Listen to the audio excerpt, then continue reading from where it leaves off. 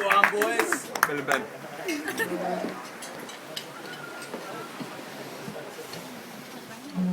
Dave, Yes, Ross.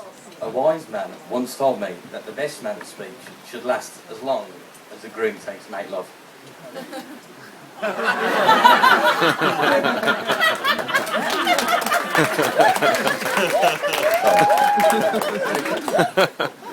Good afternoon, ladies and gentlemen. For those of you that don't know us, please let us introduce ourselves. My name is Dave.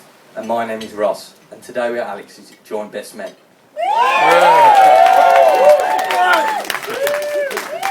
You may not realise I'm from Birmingham. However, if you encounter any difficulty in understanding me, translation tapes are available. I know it's tradition to have one best man, but Alex couldn't pick between myself and Ross because we're both such great blokes. Cheers up. Before we attempt to make you laugh with our fantastic witty speech, We would like to thank a few people first, because it has been a brilliant day so far for all of us involved, with lots more fun to be had. first of all, we'd like to thank both Alex and Annabelle's parents for putting on such a superb day for us all. The food has been outstanding.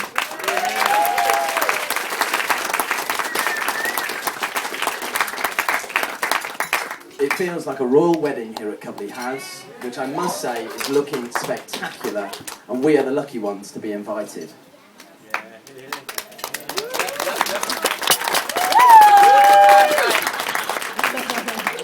Secondly, I'd like to raise a toast to the bridesmaids for looking so beautiful and glamorous today. If you'd all like to keep standing and raise your glasses Oh, God. to the bride To the bridesmaids. I'll sit down. Liam. Thanks for giving Liam. me tea. Okay, you can sit down. You know. I feel it's important to show gratitude to our bridesmaids. I'm able to do that this evening at Hotel Inn on the Wye, room 7. Bring a bottle of Grey Goose, and I will be your Prince Harry tonight. Bingo bango, Ross. Finally, we cannot start our speech without mentioning the most beautiful woman in the room today. No, not you, Mum, though you are looking very nice. Of course, Mrs. Annabelle Grant. Annabelle, you look amazing today. And Alex, you're a very lucky man.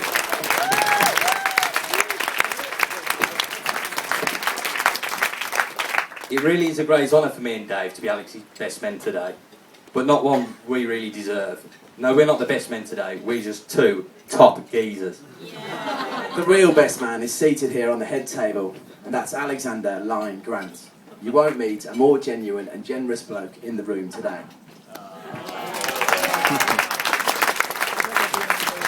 Alex is an absolute treasure, and he's one in a million. He's been more like a brother over the years, nicking my best clothes, including my favourite Tiger t-shirt, and even wearing my Y fronts. Now, we've been told by Alex to keep this speech strictly on the straight and narrow.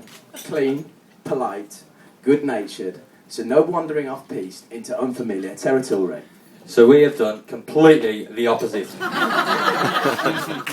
Alex even tried to slap a Ryan Giggs super injunction on our asses, but even that couldn't save him from us giving you a few snapshots of Alex's best stories over the years. As far back as my memory will take me, Alex has been an important part of my life. We shared our first drink together, our first cigarette together. You better stop there, Ross. We'll kick off with a couple of stories from the early years. One story that springs to mind was a family holiday to the Headland Hotel in Newquay. My mum and Paula were like two FBI agents. They watched everything, even stooping to sniffing our fingers on a regular basis to confirm the inevitable truth that we were chain smokers and alcoholics at 14 years of age. They even sent Harriet and Jack to spy on us, and we ended up bribing them for their silence. We really did think we were the business of 14. One night, as I struck off to bed, I was apprehended by Agent P. Grant, who quizzed me on Alex's current whereabouts. I said I think he's downstairs having a game of dominoes, Paula. Agent P. Grant located Alex downstairs sat in the corner with a pint and 20 Benson Gold. He was in his element. On another occasion, when we'd been on our travels in Solihull, somehow we managed to come home slightly intoxicated. Unusual for us. Like a red rag to a bull, my dad refused us entry to my own home and decided it was in our best interest to sleep off the various beverages in our garden shed, which incidentally was around half a mile up the garden. We made ourselves as comfortable as possible on our luxury sunbed cushions from the 1980s. As I turned round, I saw that Alex had gone the extra mile in his search for contentment and had lit one of his beloved B&H cigarettes.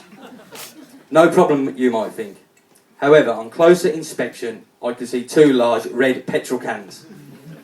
Well, Alex, being the health and safety conscious lad that he is, would surely have noticed these cans and decided not to proceed. Needless to say, we were out of there quicker than Alex's receding hairline.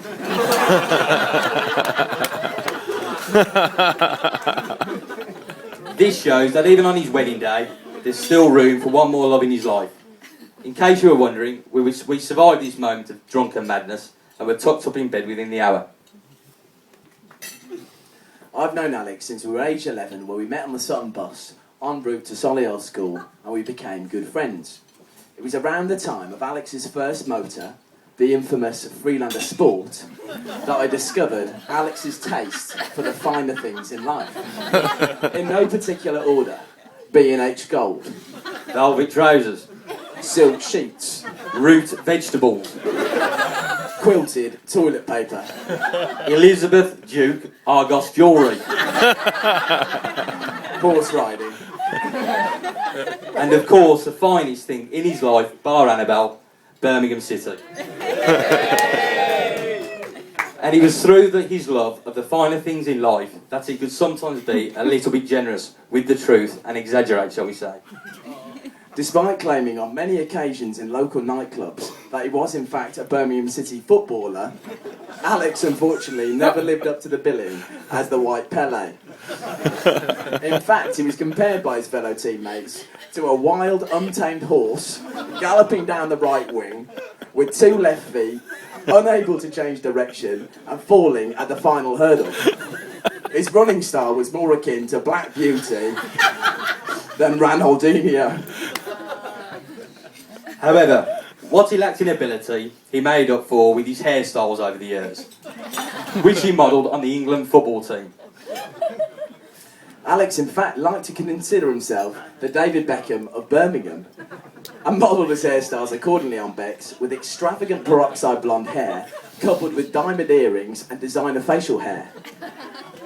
A look I'm sure you will agree is timeless.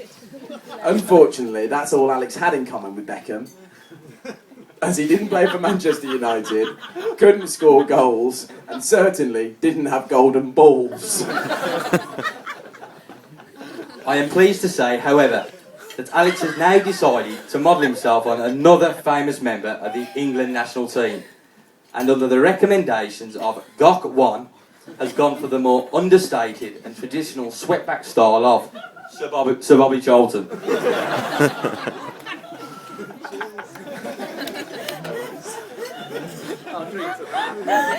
After university, Alex took on a very successful role in his dad's business, learning and mastering the art of property development.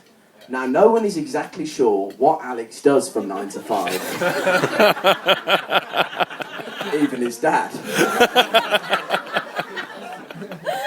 However, what we do know is that he's bloody good at Mario Kart. He has even completed it one-handed while smoking a fag.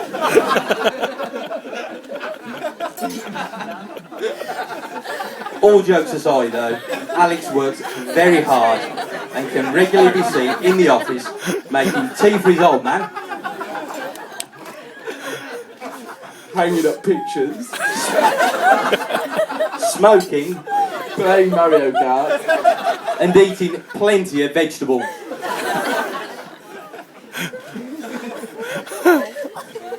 Outside of work, Alex likes to make music, publishing his music on MySpace under the imaginative alias of creativities. And according to Creativity's MySpace page, he has been making music for the last 20 years. Which means he's been making tunes since the age of 7. Despite Alex investing a lot of time and energy into his music, unfortunately none of it ever made the top 40. Simon and Cheryl never came knocking.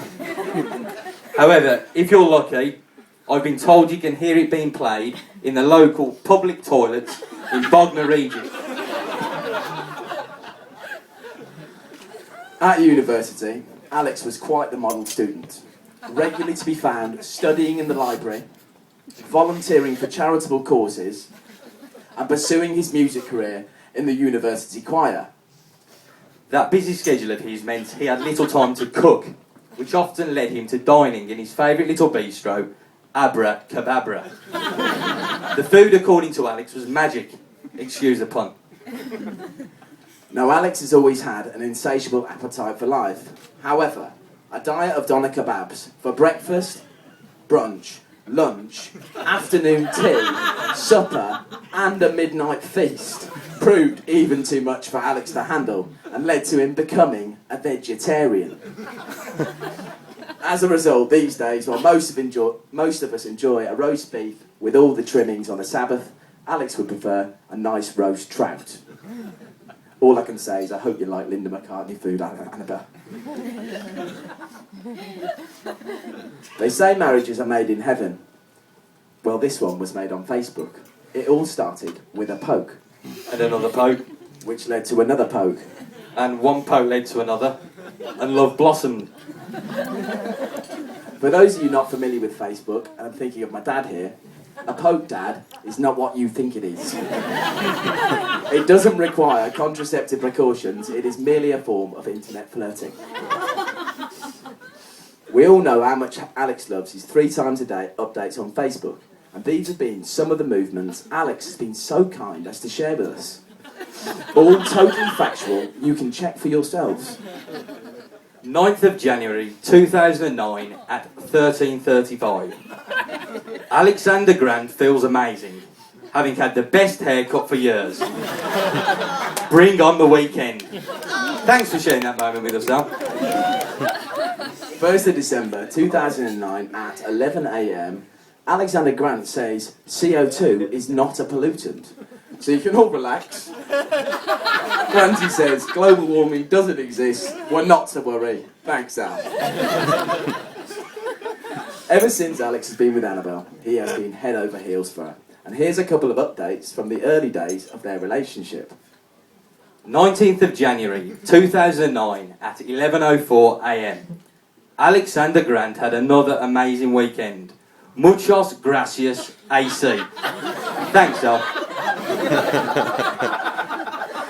24th of January 2009 at 12:24, Alexander Grant is on cloud 9 again.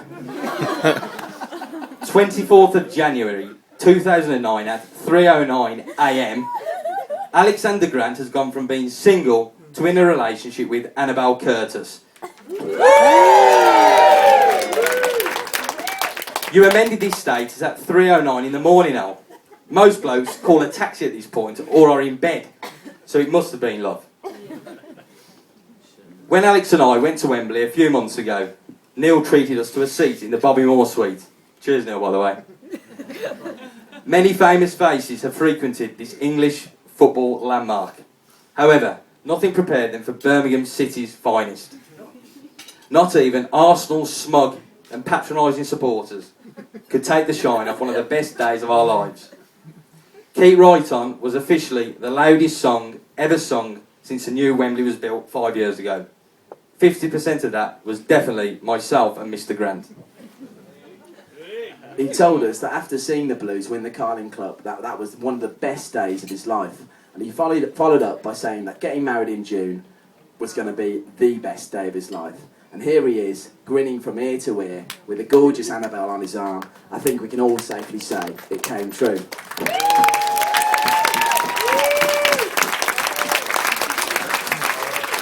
We think you're a wonderful couple and a match made in heaven. Your love for each other is an inspiration to us all, and we wish you a lifetime of happiness. If you'd all like to be upstanding, we would like to raise a toast.